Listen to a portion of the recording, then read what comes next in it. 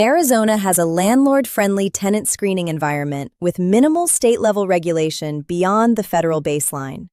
The governing framework includes the Arizona Residential Landlord and Tenant Act, found in Arizona Revised Statutes Title 33, Chapter 10, along with FCRA and the Arizona Fair Housing Act. Arizona gives landlords broad discretion in the screening process, and the state's strong property rights orientation ensures that landlords retain substantial control over tenant selection. Let's start with application fees. Arizona does not have a statutory cap on application fees. There is no state statute limiting what a landlord can charge for tenant screening. The Arizona Residential Landlord and Tenant Act does not address application fee amounts or procedures in detail. Landlords can charge whatever they determine is reasonable. However, Arizona does have a provision regarding non-refundable fees. Under Section 33-1321, the landlord must clearly identify any non-refundable fees in writing before collecting them. This means that if you charge a non-refundable screening fee, the non-refundable nature must be disclosed to the applicant in writing before the fee is collected. Failure to make this disclosure can result in the fee being treated as refundable, meaning the applicant could demand it back. Most Arizona landlords charge between $25 and $50 per applicant. In the highly competitive Phoenix metro market, applicants are accustomed to paying screening fees. In more moderate markets like Tucson and the smaller communities, keeping fees proportionate to actual costs is practical. Criminal history screening in Arizona is unrestricted at the state level. Arizona does not have a ban-the-box or fair chance housing law for housing. There are no state-level restrictions preventing landlords from asking about criminal history on the initial application. Landlords can inquire about arrests and convictions, can use criminal history as a screening factor without conducting a formal individualized assessment, and are not subject to state-mandated look-back period limits.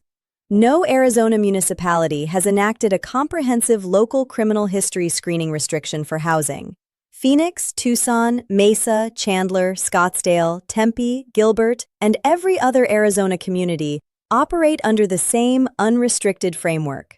This is notable because Tucson and Tempe, which have more progressive political environments than the state as a whole, have been active in tenant protection discussions. Tucson, in particular, has enacted other tenant protections, including source of income provisions. But neither city has enacted criminal history screening restrictions for housing. Arizona has provisions for setting aside criminal judgments under ARS Section 13-907. When a conviction is set aside, the person is released from all penalties and disabilities resulting from the conviction, though the set-aside is not the same as an expungement and the record remains publicly accessible with a notation that the conviction was set aside. Arizona also enacted record sealing provisions under ARS Section 13-911, which went into effect in 2023. Under the sealing provisions, eligible individuals can petition to have their records sealed, and once sealed, the records should not appear on standard background checks. Landlords cannot consider sealed records in screening decisions. The distinction between set-aside and sealing matters in Arizona. A set-aside conviction may still appear on a background check, with the notation that it was set aside, and the landlord must decide what weight to give it. A sealed record should not appear at all. Landlords should understand this distinction when reviewing screening reports and should verify that their screening provider properly identifies set-aside convictions and filters sealed records. Arizona has a medical marijuana program, but has not legalized recreational marijuana. Possession remains a criminal offense for non-medical purposes. However, the Arizona Medical Marijuana Act provides protections for registered patients. Under ARS Section 36-2813, a registered qualifying patient cannot be denied any right or privilege, including housing, solely for their status as a cardholder or for their authorized medical marijuana use. This means landlords cannot reject applicants solely because they are registered medical marijuana patients.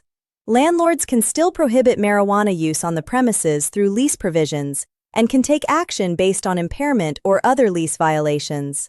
but the patient's status as a cardholder cannot be the basis for denial. This medical marijuana protection is important and sometimes overlooked by Arizona landlords.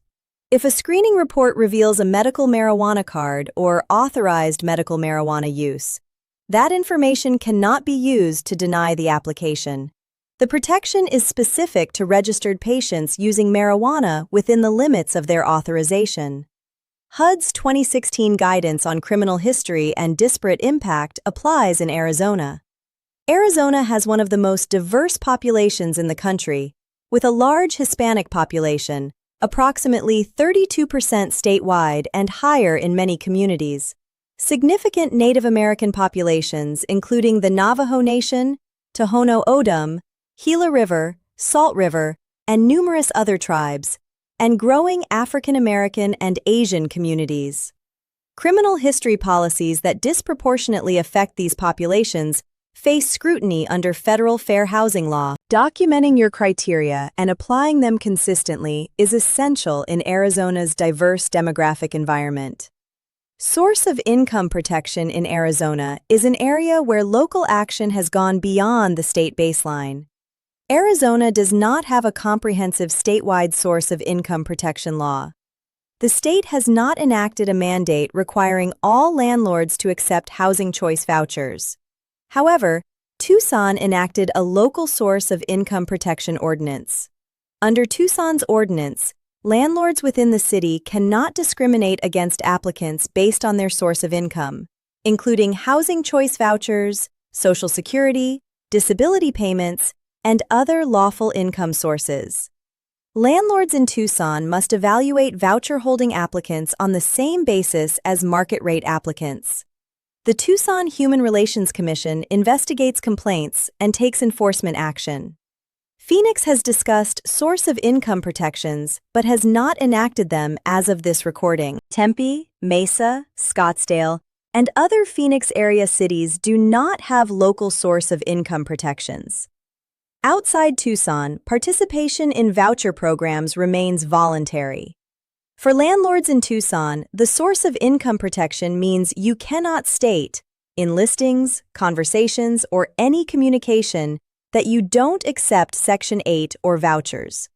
You must evaluate voucher applicants using the same income criteria you apply to all applicants, considering the voucher payment plus the tenant's personal contribution as the total income. For credit reports, Arizona follows standard FCRA requirements, permissible purpose, written consent, and adverse action notice procedures. Arizona does not impose additional state-level requirements for credit report access, adverse action content, or notification timelines beyond FCRA. Arizona's fair housing protections under the Arizona Fair Housing Act, found in ARS Title 41, Chapter 9, Article 4, prohibit discrimination based on race, color, religion, national origin, sex, disability, and familial status, mirroring the Federal Fair Housing Act.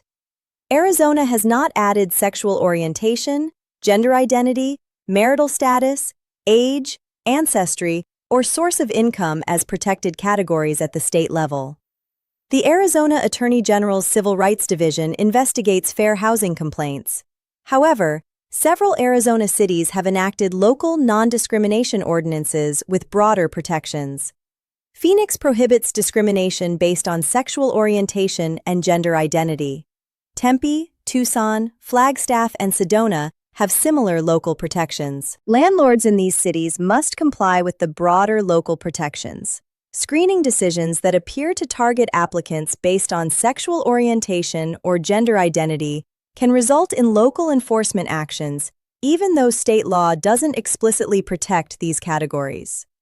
Tucson's combination of source of income protection and sexual orientation and gender identity protections makes it the most regulated screening environment in Arizona, significantly more restrictive than Phoenix or the rest of the state for these specific categories.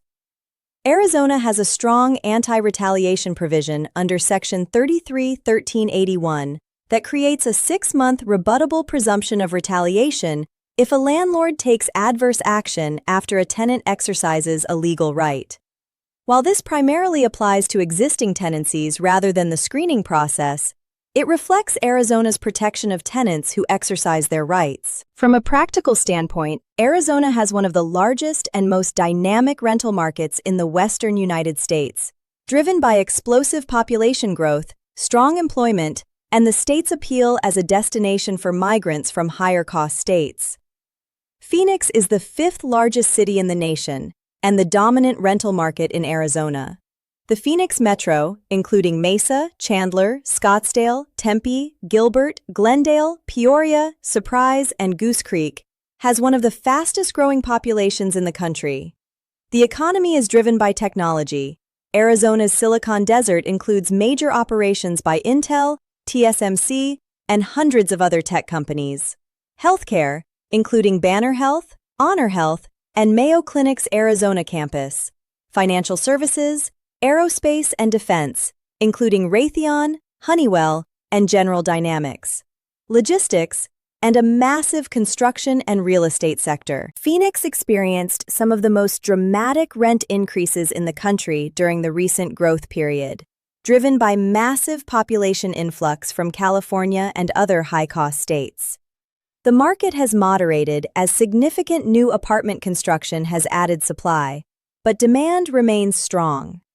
Screening in Phoenix involves a high volume of applicants relocating from out of state, many from California, where they were accustomed to the most restrictive screening environment in the country.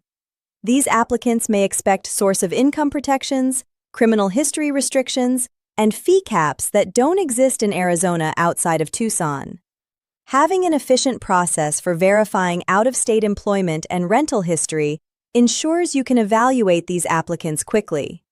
Scottsdale commands premium rents driven by its upscale lifestyle, resort properties, and corporate presence. Tempe, home to Arizona State University, one of the largest universities in the country, has a tight market driven by ASU's massive student population. Screening the enormous volume of student applicants at ASU requires consistent cosigner or guarantor policies applied uniformly. Chandler and Gilbert have attracted technology workers and families. Intel's fabrication facility and the growing TSMC semiconductor campus have generated significant rental demand from well-compensated tech workers. Mesa, one of the largest cities in the valley, offers a range of price points. Tucson, Arizona's second-largest city, has a more affordable rental market driven by the University of Arizona, healthcare, including Banner University Medical Center and Tucson Medical Center, military, Davis-Monthan Air Force Base, tourism, and the emerging technology sector. Tucson's source of income protection and local non-discrimination ordinance make it more regulated than Phoenix for screening purposes.